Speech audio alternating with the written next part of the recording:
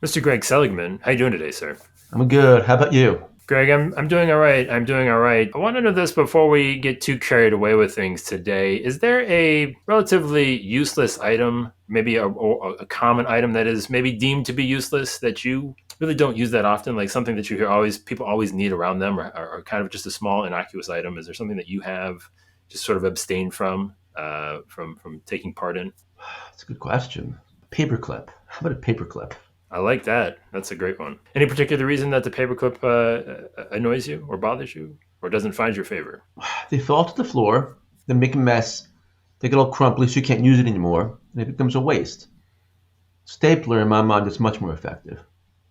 That's a perfect answer. I definitely like that. For me, I got to go with the thing of chapstick. Everyone's like, I need chapstick. I just got to have it, and I don't think I've ever bought one in my entire adult life. I just go with whatever I've got going. I think it creates a dependency, maybe an unnecessary dependency that I don't quite understand. But apparently, it's a thing, and it's a thing that people are very passionate about. Well, Greg, I mean, the reason I sort of bring that up is I wanted to talk about maybe a particular coverage that people may find, we'll say, useless or something that they don't feel that they necessarily need as much as they should. And around the executive liability, the management liability space, I guess I even wanted to maybe start by defining the two because those words are sometimes used interchangeably and they're technically not. So, is there something around that lines of thinking around that coverage that agents sort of maybe don't fully see? It's a good question. Very good question. I think for me, Side A D&O for small business is overlooked. And I think that's an important coverage that needs to be addressed. The reason is that this company and this small business, they're not allowed, they cannot for some reason indemnify the individual insureds in case of a loss, whether they don't have the money, whether there's bylaws that say they can't do it. Individual insureds may literally have their own personal assets taken away from them on the line, lose their house, potentially, worst case scenarios, college funds for their children. And when you have some side A coverage, its intent is to protect the individual insureds. So if there is a claim which the company cannot help them out with, side A kicks in and its first dollar, and that will protect them and defend them and indemnify so they don't necessarily have to lose the college fund for their children or future funds for retirement. So that's an important coverage, especially for small businesses that don't have a whole lot of capital to work with in the first place. In my mind, it is, for persons like me, the most important coverage because at the end of the day, it saves a person individually. That makes a difference. Where do you think the awareness level is for like you said, the how far down that can kind of go to impact somebody's day to day life? Because oftentimes they sort of isolate the business activity out outside of, like you said, their personal assets and things. Are agents having conversations on that level to where you think most business owners are aware of that risk? I'm not sure. My impression is that most agents really understand EPL coverage. It's easy to identify, easy to say you've got employees. Employees will make a claim, and you need protection from that. That's easy enough coverage to explain and understand. Using side A D&O coverage, I think is a bit more difficult to understand and then explain because D&O coverage can be pretty complicated. When you've got the company, side C, when you've got side B as well, more company identification. And then the side A is overlooked. I don't blame people for overlooking it because there's so many components of insurance, the GL policy, products liability. But when it comes down to it, to protect the individual and the work that they do, I think that's essential. So I think conversations about side A should happen and not necessarily do happen. I think EPL is definitely something that has, over the last, we'll say, 5 to 10 years, become way more common of a conversation. Would you agree? In terms of where would DNO sit? I guess maybe in that sort of maturation process in terms of sort of penetrating that level of conversation and familiarity.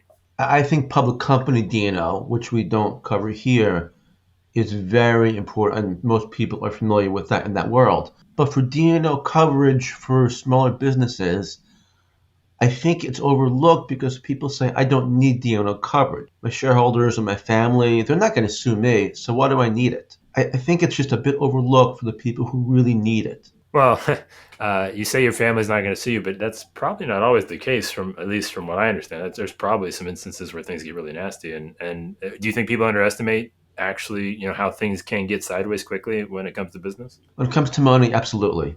I've seen so many family fights and people broken up over it. And I think it's the most emotional time when you actually need the most help for people to guide you to make proper decisions. And that's what we can do as well. So what is that conversation, talking about the coverage that an agent maybe would walk in the door if they're not talking about let's establish a threshold. Better question. Let's establish a threshold for a company where maybe the side A and just the D&O conversation hasn't maybe existed in any sort of regularity. Would you sort of draw a line somewhere in the business landscape to say if you're here, if you're dealing with this type of business and under, this is maybe a slightly different angle that you'd want to take the D&O conversation and how you can approach them to make it more relatable. I think one of the components of the question is how else to approach D&O is think of it as not just necessarily shareholder suits, although you certainly do find especially family squabbles which could turn into that, but also maybe even regulatory situations, which our policy does cover, but that does play a role. Any regulatory body, small or large, can say, hey, we found this wrong with you, and then they're going to make a claim, an investigation.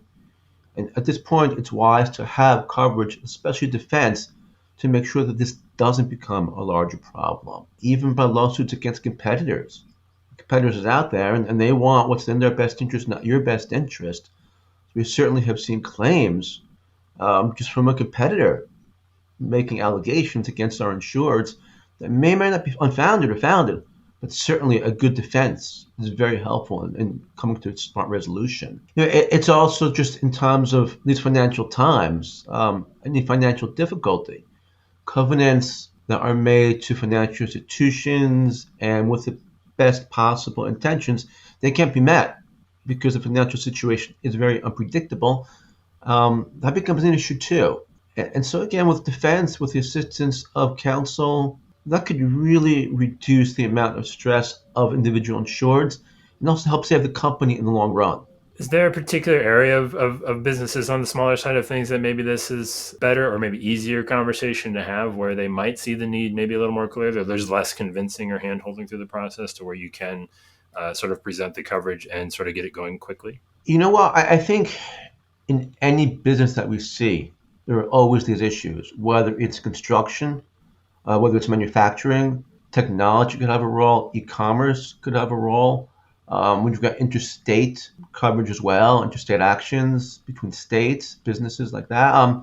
Yeah, it's very important because you don't even cannot predict what other states that you do business in may be thinking, especially e-commerce in that situation. If you're manufacturing or wholesale distribution and you sell your goods all around the country or even internationally, it's good to have assistance when the unpredictable does happen. And what type, when it comes to actual coverage, I mean, is there certain limits? Like, what should I guess an agent be looking for in a business, and how should they be looking to protect them? I mean, what type of, I guess, overall limits do you think they should be approaching in terms of making sure the business is adequately covered? Most of the policies for small business are 1 million. So we'll see 500,000, we'll see 1 million. I'm not sure the cost difference between 500,000 and a million is that great overall when especially you're looking at a defense. And defense costs can get out of control with discovery if things don't get settled initially.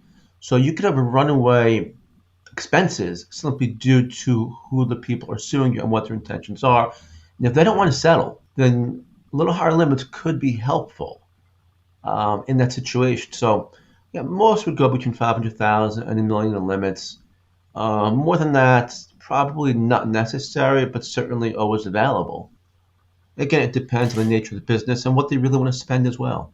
Yeah, there's always that sort of, like you said, X factor of, you don't know where the claim's going to come from and the intention behind it. When a building burns down, you kind of know what's going to happen there in some cases. How hard is that to sort of, again, present those uncertainties to the end insured of saying, listen, it really just depends on who you get upset, the scenario in which it goes wrong. Is there any tricks to sort of bringing them around to that conversation? Yeah, that's a good question. I believe they're just going over certain scenarios. I like to think that defense itself is a very powerful tool because that's protection. That somebody is suing you, somebody who may even have deeper pockets, a competitor who just wants to put you out of business or just make money out of lawsuits, which we have seen frivolous lawsuits. Again, the fear of the unknown is powerful, and having a defense really helps people sleep at night. Things you cannot predict is what insurance can be for. Now, I kind of want to focus in a little bit on I will say the overall profitability in terms of the time somebody has invested in getting one of these policies, submitted and issued versus, what they're going to get on the back end. What are some guidelines to making sure that they're targeting profitable business and doing business that is, relatively easy to handle? I think that from the businesses I've seen, I generally don't have to ask a lot of questions. Manufacturing, again, it's simple to understand. You manufacture goods, you've got maybe a decent balance sheet, number of employees. That's fairly simple. Same thing, maybe even with the construction. You can quickly understand the risk, quickly understand number of employees, as well for EPL coverage, quickly understand the financial stability of the company. And it does not take a whole lot of time. With our platform, for example, you can input the information and really within 5, 10 minutes, you're done with it. It can give you a quote that's bindable and really just ask a simple couple questions. For example, what's the revenue? What are the assets? Have there been any claims? And that's pretty much the questions that we'll be asking. There's a couple more, but in a nutshell, within 5, 10 minutes, you're done. And it's a very efficient process. So yeah, I guess those questions alone, right? It's at certain thresholds they start to create problems, right? So at what point does revenue become a problem? At what point does assets become a problem? And then obviously claims in any scenario are generally a problem. But what threshold, like again, when you start going down these questions, does an agent have to sort of be worried about saying, okay, they're doing 2 million in revenue, boy, that might put them into a different category now. Generally, it depends on the nature of the business, but really up to 50 million doesn't present any situations. When you get into about 50, 75, 100, then it really requires just a bit more of a look. But if you're going for 5, 10, 20 million in revenue, that's pretty straightforward. And then as far as like again just the size of the company, the assets, is there anything there that can cause a problem? The larger assets, certainly, if you're looking at maybe 100 million, 250 million in assets, that would raise a question, especially let's say if the revenue does not commensurate with those assets. For example, if I have 2 million in revenue and 250 million in assets, that will raise questions. So it's common sense underwriting as well. And as far as claims goes, I would imagine, is it, one strike, two strike? What's the scenario? What's the limit on that? Like, what's the conversation? If there's any claims, it's we're gonna have to take a look, sort of thing. Yeah, and generally, if there's a $5,000 claim and it's the only claim they've had in 5 years, it shouldn't be a big deal. If there's multiple claims, usually there's smoke, there's fire. And the questions that I really will ask are, what have you done to alleviate this claim, to make safeguards? And most of the time, the companies, after one larger claim, say, yeah, we did something wrong, we've made changes, now we're a pretty good company. We recognize that. Mistakes happen, but we've spent the time to correct it. That's fine. It's when there's multiple claims and nothing is done to change it that becomes an issue. What's the timeline on that sort of rehabilitation process? If an agent did have a client that was maybe had just sort of come across that versus this was 2 3 years ago, is there any sort of parameters for when these things need to have happened? Normally, most companies will say 3 years. They'll look at 3 years. If a claim happened a year ago and they can articulate what they've done and the changes that were made, I'm fine with that. If something happened 5 weeks ago, the bad actions are still brewing.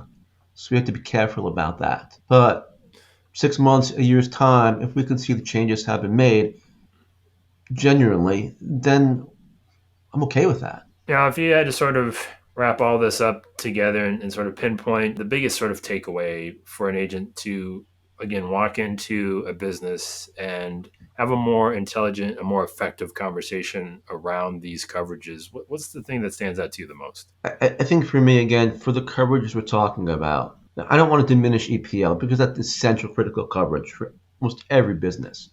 Employer lawsuits are happening and will happen more. Yeah, I think as you started out with, the side ID coverage is really important because in a nutshell, you're protecting the personal assets, the people who took the risk to start the company up. And that's important because all said and done, one allegation could make or break a business. And our insurance is designed to cover those people.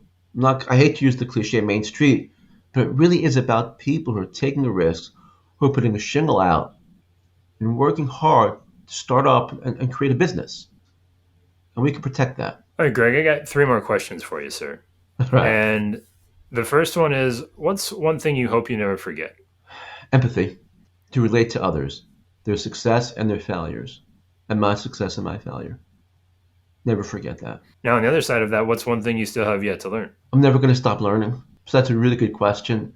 I wish I knew what I don't know, but need to know down the road. I wish I had that hindsight and foresight. All right, Greg. Last question to you, sir. If I were to hand you a magic wand of sorts to reshape, change, alter, speed up really any part of insurance, what is that thing? Where is it going? And what is it doing? That's a really good question. And I think for me, it would be for businesses to recognize that insurance does not have to be a painful process, that they can easily obtain it, and that it really does offer protection when they need it, not when it's too late, which is the problem, but when they need it right now. So they don't have to have those regrets. It's not needed. Greg, this has been fantastic, sir. I'm going to leave it right there. Thank you, Joey. Appreciate it.